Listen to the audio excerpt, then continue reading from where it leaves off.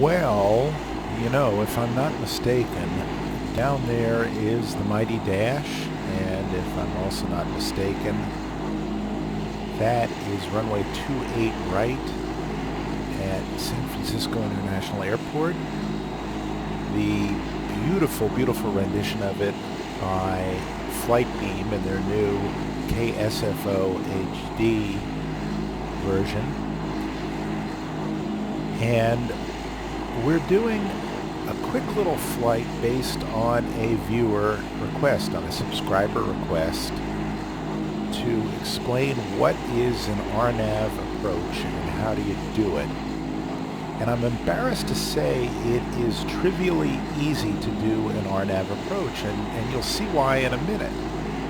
An RNAV approach basically is set up so that all of the things that pilots used to learn about doing IFR flying need not apply. And again, you'll see why. But as we jump into the dash right here, let me just show you what we've done. And you can see for yourself, I have set, let's just back our range up a little bit there, set a departure here to tie-dye, which is right around Oakland, and back here, and then over to San Jose, and then into Menlo and Sepin, and on to our runway 28 right approach. Now, by all measures, with the exception of it involving tuning in a radio nav aid, this is almost identical to the ILS 28 right approach. It has the same minimums, which is half a mile visibility and 200 radio altitude. It is to the same runway, the same final approach fix aximal, the same initial fixes, which are Dumba or Menlo or Archie, which isn't shown right here. That is about it. Now, just as we pop into the FMS, I've set the wrong transition, so let me just very quickly go into menu. Let's try that again. Go to flight plan and menu and arrival, and change our transition. First of all, this is the runway 28 right Z Zulu, which is the RNAV approach. And you can see from our plate again, it is practically the same as the equivalent ILS approach in that runway. So we'll choose that, which is number 4. And let's make our transition. Because we're coming from San Jose, let's make it... oh hell, let's make it Archie. We'll come back over here, we'll go to here and come back to Archie. Make it a full boat arrival. Alright, go back to our flight plan, we'll take out this link. We will very quickly pop this into our kind of legs mode, and in order to get it to take, we'll have to go direct to tie-dye, and I have no idea why, but then for some reason that will bring up the rest of the flight plan. Alright, so San Jose, and make a left, and we will come back onto Archie, and down we will go. We'll set our initial altitude for 7,000, which is where we want to be at Archie. I wonder if there's a fix called Jughead. And if you have no idea about that, ask your great-grandfather. Alright, we'll hit format, and then what I will do is explain what an RNAV approach is. Well, first of all, let me explain what RNAV is. And by way of explaining what RNAV is, let me quickly explain what RNAV is not. Up until RNAV, what you had was a system of navigation that used NDB beacons and that also used VORs. And VORs have been in use for, the better part of almost 60 years now. So this is a VOR, it's a radio station, and it beams radio waves off on certain radials that your receiver in the aircraft can pick up, and then can display in a way that when you make it display right, you will be on this radial or that one or that one or that one or that one. So the way navigation used to go is you would go between this VOR and that VOR, and this VOR and that VOR, and then you would want to go to here, so you'd find that VOR and you tune it in. RNAV is actually very, very simple. It uses trigonometry to figure out very, very quickly how far offset we are from a particular station and solve for that particular triangle, like here, and say, all right, we're on such and such radial and we're at such and such distance, and that means that chug, chug, chug, chug, chug, we must be at Rebus. Or we're at this angle and that distance, and therefore we must be at Croit. And on and on and on and on and on. It can simply calculate your offset from a particular station or radial and then let you navigate that way. In essence, what it means is that you don't have to say, okay, I want to be on the 195, or I want to be on the 288. It simply says, we're going to do the calculations in the background to figure out where you are slant range to all of these different stations, so that you can say, I want to be at Rebus, and I don't want to have to tune in the intersection between San Francisco and Sausalito and say, okay, when I cross the 035 and the 342, that means I must be at Rebus. Instead, your computer will simply calculate where you are. The other thing it means is that if you really want to, instead of flying the Victor 87 radial, if you wanted to fly exactly precisely offset 10 miles from the V87, like here, you could set up a waypoint here and here and here and here and here and here and here along the way, and then you have to turn inbound for, say, San Francisco. So that's one way in which raw, classic, I guess you'd call it, RNAV works. But wait, there's more. In addition to what I guess I'd call classic RNAV, which is using a computer to compute the offset and the angle from a variety of different radio stations, there's also GPS, which uses satellites. So you can say, well, the reason why I'm at Rebus is because the computer has calculated that I am coincidentally on the 035 from Sausalito and the 342 from San Francisco. Or you can say, I'm at Rebus because my sensors have looked up at 3 or 4 satellites in the sky and they say I'm at Rebus.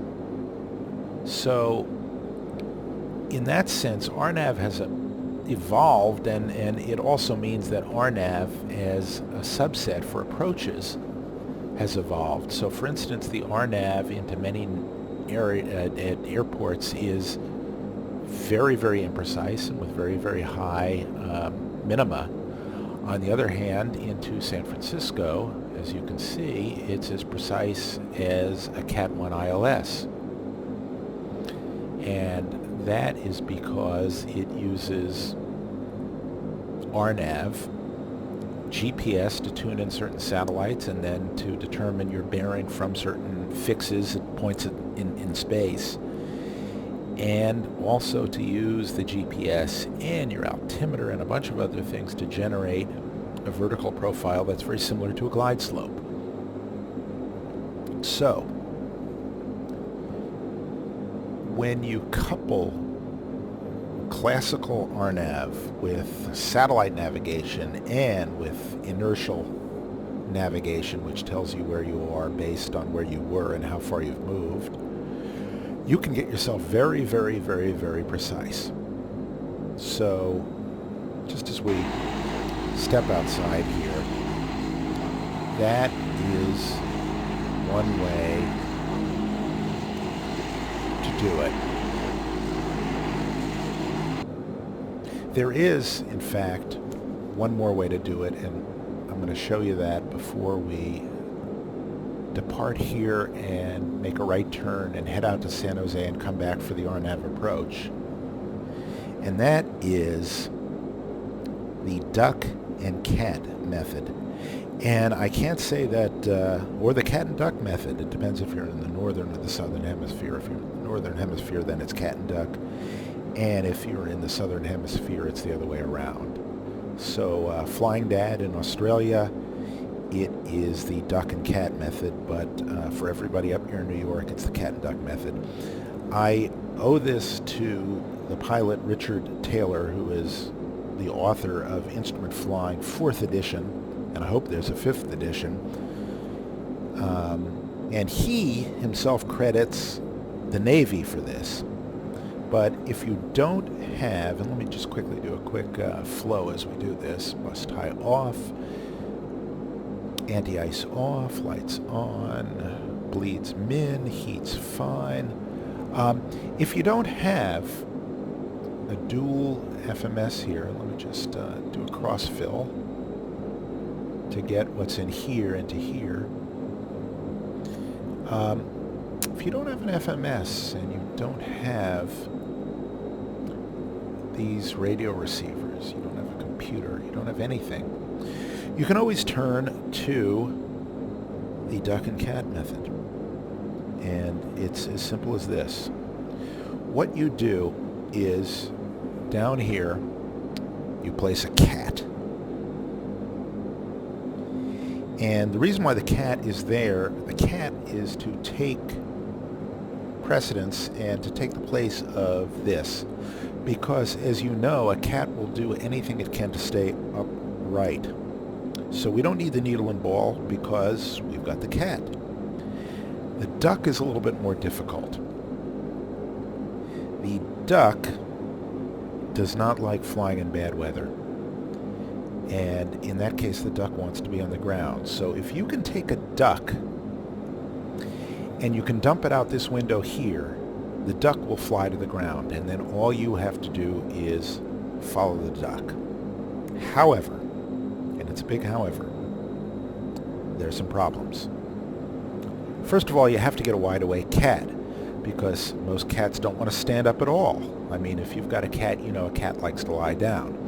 So if you've got a cat that doesn't want to stand up at all, you have to carry a dog, because the dog has to keep the cat upright.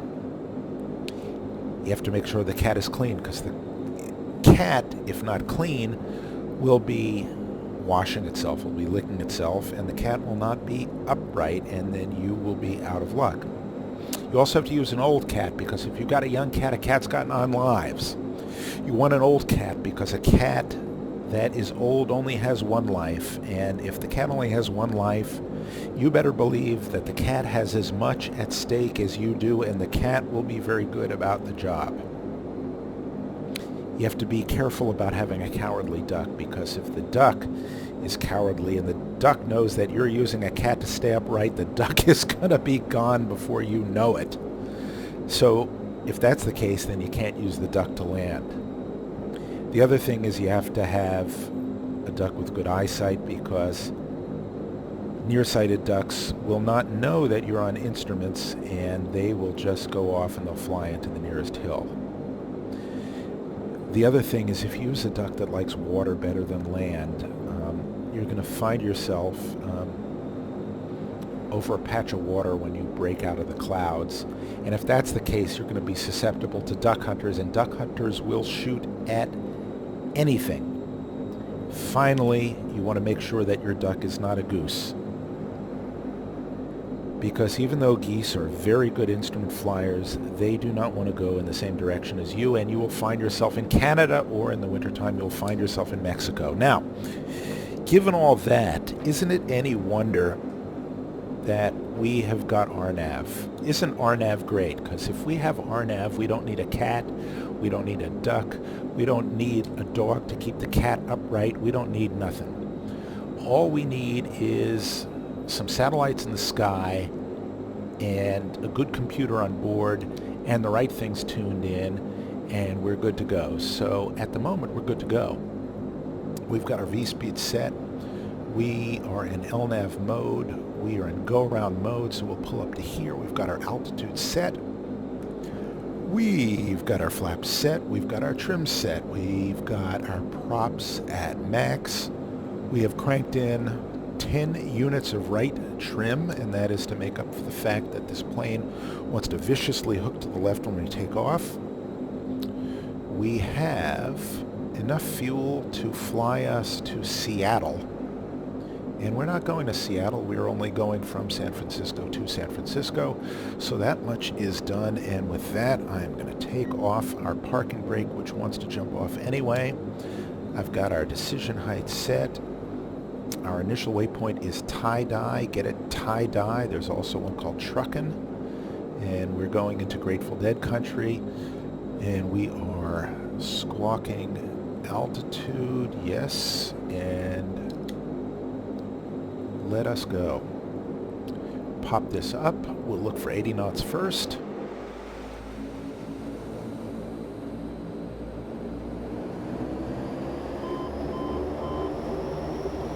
That beep is because I'm trimmed a little bit nose down, and now I'm not. Just maintain the center line here. There's 80. Looking for 121. And there it is. We'll pull up the nose gently. Pitch up to 10 degrees. Know that we're climbing. Pull up the gear. Turn onto our course, which will take us to tie-dye. We'll start to bring up the flaps because we're above V-fry.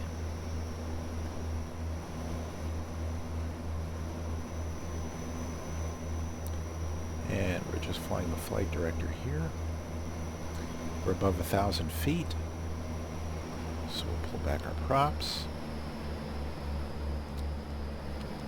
Down here and turn off auto feather. Turn off our auxes and pumps.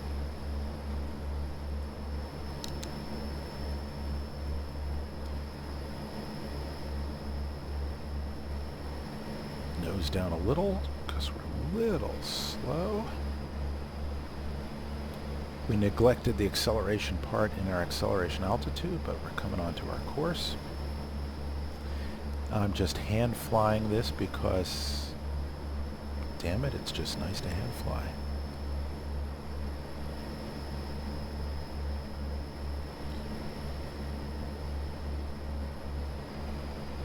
And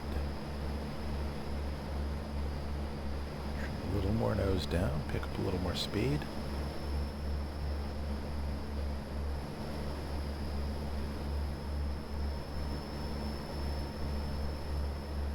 Down about 4 degrees, 3 degrees. And watch the airspeed climb. We'll wait till it gets to 170 and we'll put ourselves into IAS mode and we'll climb the rest of the way that way.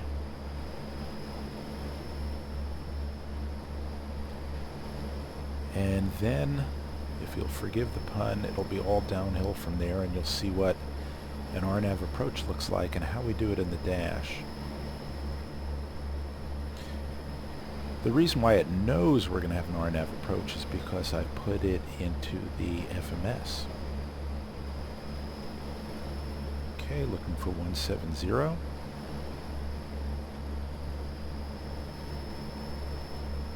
And we got it. Pop in the autopilot. Come upstairs, we're 1,000 away. Since we're 1,000 away, what we do is we check to make sure that we have armed out cell, and we have, and there we go. next waypoint is coming up, which is Decca. I don't know why, but I wanted to say Epcot, but of course that's South Florida. No, I'm sorry, that's the Orlando area. And now that we are at our cruising altitude, just bring our props back and our power levers back. The thing I'm going to do is I'm going to check our caution because something has gone wrong. And I already know what's happened. FSUIPC, he says, trying it in English, sometimes starts up the plane so that when you push up on the flap lever, it doesn't go anywhere, but it only goes up if you press down. So what I've done, and I hope I haven't damaged anything too terribly. Okay, I haven't. Good. It was warning me that I was overspeeding my flaps. And I'm just glad I haven't damaged anything, because what happens is if you continue on that way, just trimming my rudder here, if you continue on a few more seconds after it warns you about that, it will break your flaps, and then you won't be able to retract them, or you won't be able to retract them symmetrically, and life gets a lot more complicated. So I'm going to take my feet off the rudder pedals here, and there's San Jose. Doing a little jitterbug here to get to Archie. What I could do is, no, let's fly this whole thing. I mean, we've only got a couple more minutes to go, so let me show you what to do. While we're at cruise, let's get our landing V speeds ready. I happen to do it with a Lewis script that's downloadable, and I'm not sure where. I think it's on AvSim. If not, I believe it's in one of the Majestic forums. If not, you just consult a table and you do that, but this manually does it and sets it for you. The other thing I'm going to do is I'm going to get our weather conditions back in San Francisco, which is, just make sure nothing's changed, 270 4 knots, that's favorable, 3028. Square up our heading bug, turning to San Jose. Make sure our altimeter's at 3028, and it still is, so we're good there. Anyway, let's do a couple things. First of all, go into nav mode in the FMS and arm the approach, and it's armed. The other thing let's do is let's set up VNAV and our VNAV approach profile. We want to go to Archie at 7,000.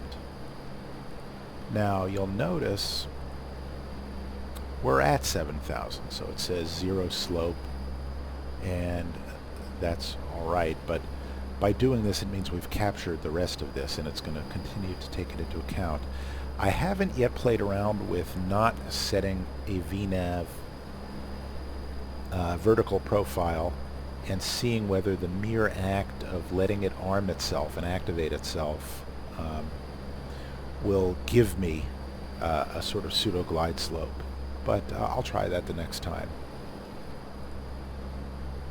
So we go to San Jose, we hook a left, and then we come back and we fly to Archie, and then we get ourselves on our approach path. Again, at the moment I am strictly on pink needles. I am not using any radio beacons whatsoever. On the Boeing 777, what you can do is, I forget the command you have to do, but you can set it up so that it will display your radio nav. You know, I continue to struggle with this language. I work as a writer for a living, if you didn't know, and I have a terrible weakness, and that weakness is, what do you call it? Speaking English. So, apologies again. But what you can do on the 777 is you can hit a combination on the sort of mode control setup right here so that it doesn't just display the waypoints or fixes, or in this case SJC, the VOR station. Instead, it displays whatever relevant nav aid it is using, which is often a combination of GPS and, say, a VOR, and then it draws in all sorts of little vector lines that are the same sort of lines you would draw if you were sort of doing RNAV for yourself by computing the offsets and the angles from different stations to get, say, this fix. It is fascinating because you can sort of change into that display mode, and then you can watch how a really smart computer goes about flying the route that you're going to be flying. So it's no doubt cool. And this FMS and this navigation unit or complex of units does exactly that, but it doesn't show you what it's doing. So I'm going to stick the bleeds to min, and as we get ready for our approach, I'll turn our pumps and standbys on, and we're going to turn left in 1 second, and it's going to be quite a left turn. There we are.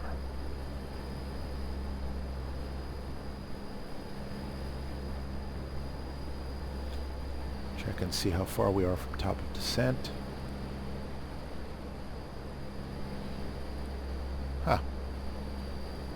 We're not at a top of descent, so let's see, Archie. Let's use Zillid, so VNAV 6. Try that again.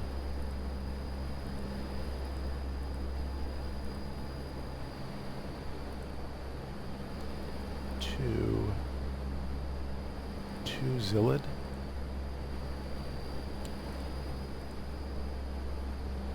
Alright, so we are 5 miles from top of descent. Oh, it's not showing.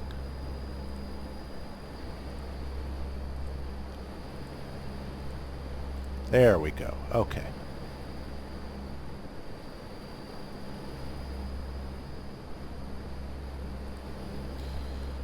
So we'll pop ourselves in VNAV mode. It will observe our first constraint, and then it will take us the rest of the way.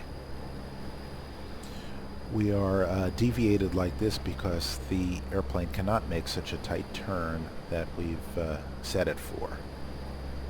So it does the best it can, and then it re-intercepts this particular course.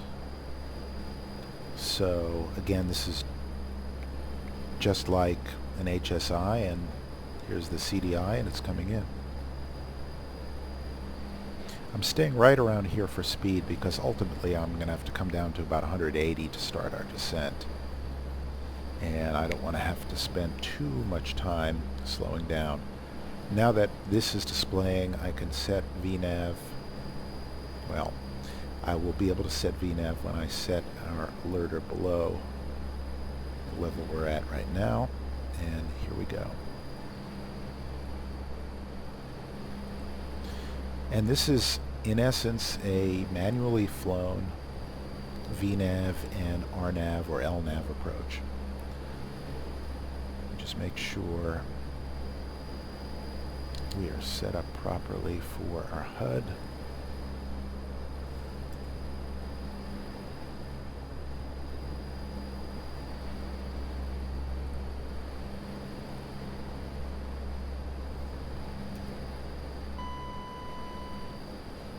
Alright, there we are, and we're turning towards our initial approach fix.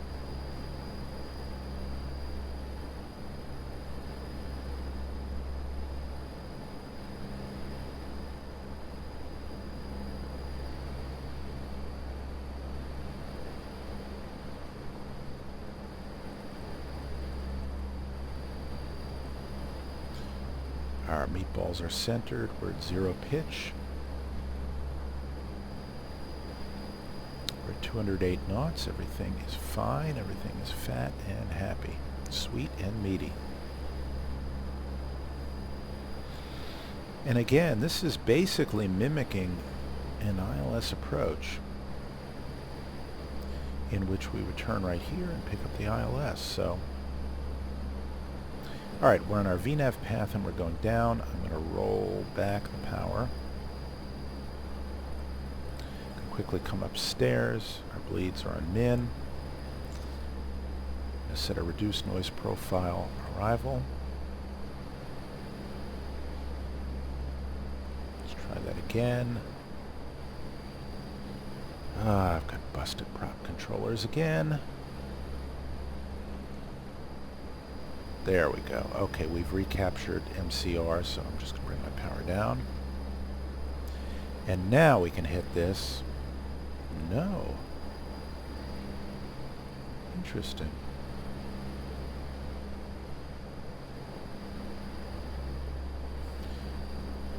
Alright, we're not enunciating anything in the way of cautions. And I do want to land at 850, but I don't know why the automatic reduced noise profile function is not kicking in. I do know we're going down and we are speeding up, and I really don't want that to happen. So we'll bring us down to idle. And again, I'm going to try this. There we go. Boom. Just a quirky dashism. Just happened. Now if we come to the HUD, we're on a 3-degree downslope, 226 knots. We are cooking on in here. And when we get to our initial, our intermediate fix, this will change to an LNAV approach, which basically just means we're on the RNAV approach. Pop that up so we can see what we're doing here. And I'm going to let us get down below 200. I'm going to pop in our first notch of flaps.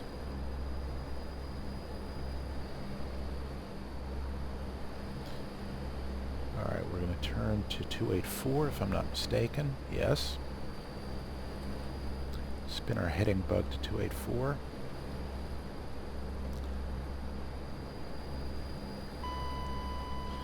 Alright. And we're at 192. Perfect. In comes our first notch of flaps. And we're going to go nose up. Just ever so slightly. And then nose down.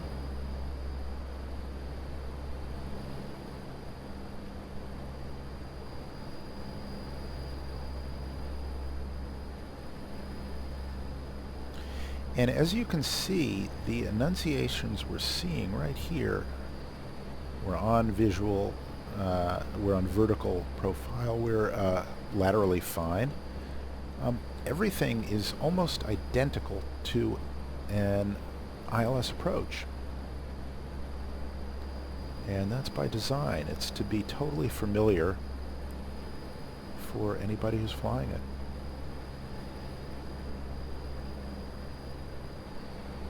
So we're holding at 180 knots, and I'm just dinking around with the power so that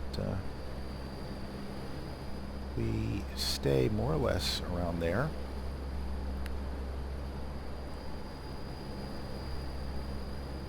I'm going to dial our altitude down to 1800, which is aximal, which is our final approach fix, which coincidentally is the exact same fix as on the ILS approach. Now you notice we've switched over to LNAV approach, so it has armed itself, and we're 1,000 above our final approach fix, and we're heading down at a little less than 3 degrees, and that's good, and we're knows where we want to be. I'm just going to retrim a little bit the rudder, and now what we're going to do is drop the gear and get fully configured. Slow down a lot. I'm looking for 182 so I can put in our next notch of flaps. We're 2 miles from aximal.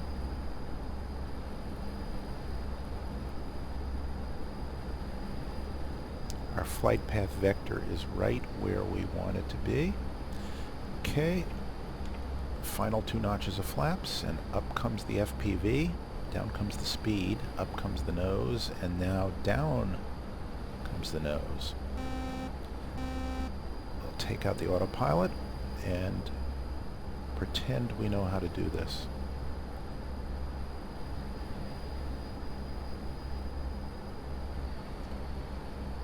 Get my butt right on 3 degree down, retrimming.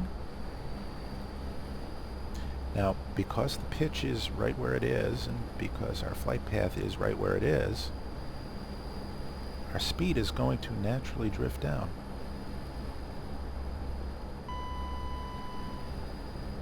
A little bit high, and just a little bit fast. So we'll let the speed come off. I don't want to get too low energy here. In the dash, it is always better to be slightly fast than slightly slow. Just the way it is.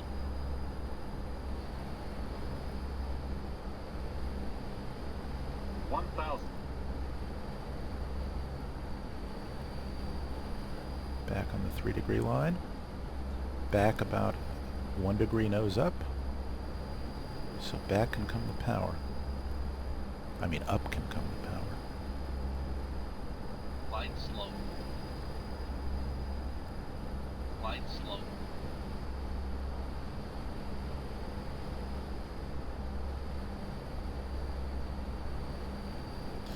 And I don't know if you noticed this, but compared to an ILS approach, this particular RNAV approach is not as precise because, as you can see, we're coming in just a little bit offset to the left, 500. and we're just a little bit low. Even though we've been following the flight director and it's telling us now to go down. But let's just clear this out and you can see. You see how it offsets us just a little bit. So it is not perfect. Plus 100.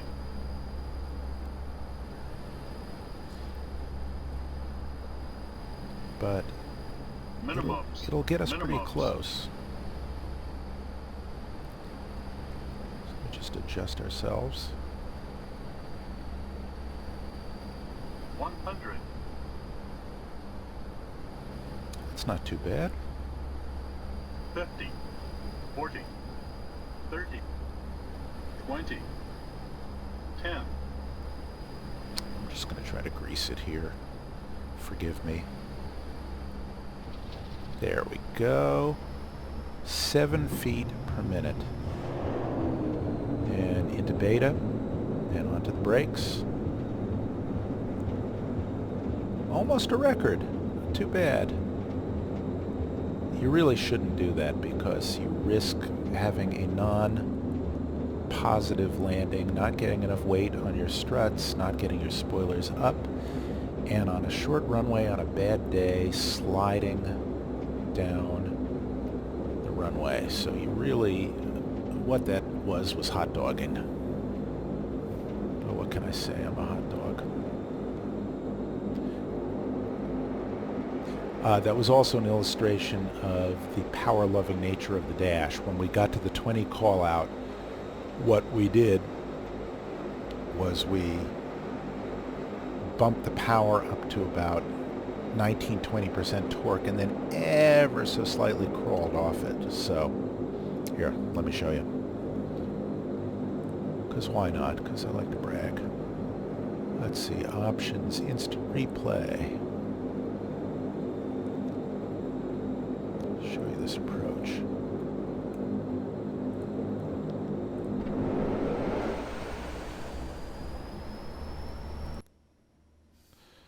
Now, you notice we are just hanging in the air there. We're not darting up and down precipitously.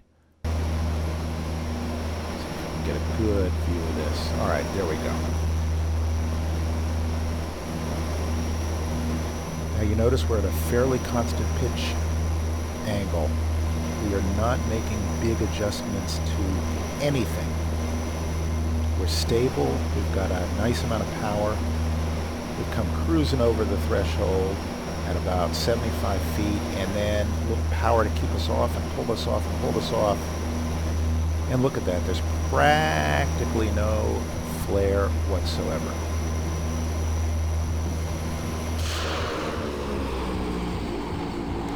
If you can do that, and believe me, you can do that, there is absolutely nothing stopping you from landing a dash as sweetly as any other aircraft. And I'm just going to wait for this to rerun here and replay so you can get another look at it from the flight deck, because it is really totally, utterly, completely brain dead simple. And it's people get way too worked up about it. The secret is just carry enough speed and carry enough power, and don't be so slow that you have to pitch up too much, and don't be so fast that you can't flare. And if you're within those parameters, you can just ease the dash onto the runway. So watch this.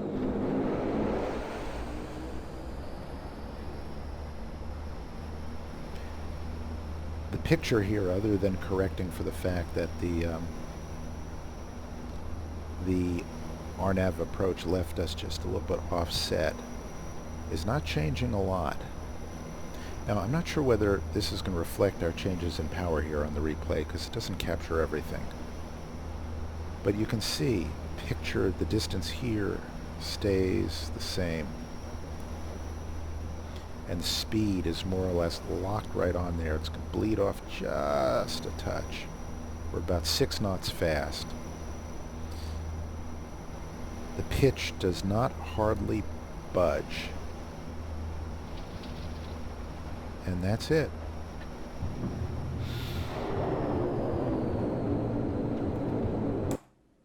And that, in a nutshell, is an RNAV approach in the Mighty Dash. Simple as that. It's actually easier than doing an ILS approach. There's no switching over from pink to blue needles. You just hit arm approach at the appropriate point when it lets you, and it won't let you until it's ready, and then you fly it like an ILS. You just have to know about the limitations, and you have to accept that in some cases, and you never quite know which, and this is probably more a function of prepared in flight simulator than real world, is every once in a while it will leave you a little bit laterally funky. And as long as you don't treat it as a hyper-precision approach, you're going to be good. So, with that, please keep sending in the requests and the challenges, and if you've got any other ideas or suggestions, other than to climb my own thumb or something like that, or some anatomical impossibility, I'd love to hear from you. And as always, of course, thumbs up if you like it, and down if you don't. And please subscribe if you want to see more. And we'll see you next time. Bye-bye.